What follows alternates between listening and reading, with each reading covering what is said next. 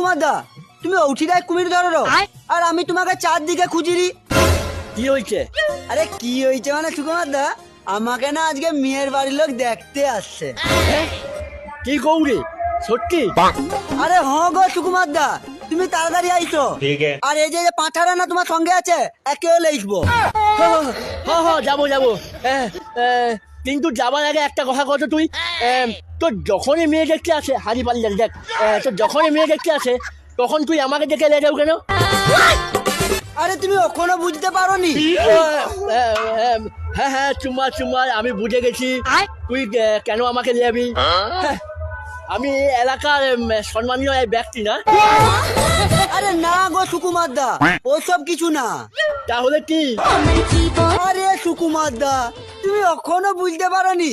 আরে তোমার দুলোক সঙ্গে গেলে মেয়ের বাড়ির লোক এটা তো বলবে যে জামাই এই দুলোকের থেকে অনেক সুন্দর।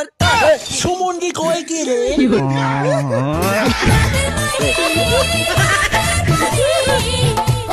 ওই, ওই, ওই, শালা।